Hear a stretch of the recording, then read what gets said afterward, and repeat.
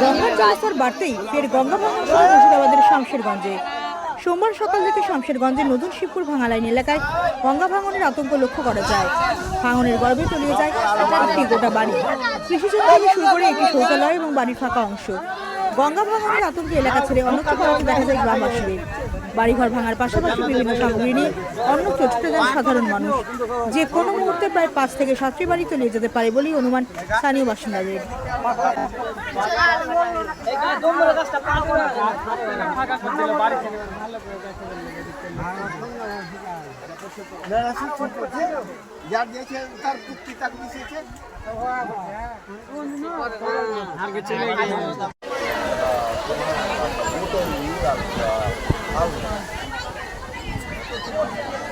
বাড়ি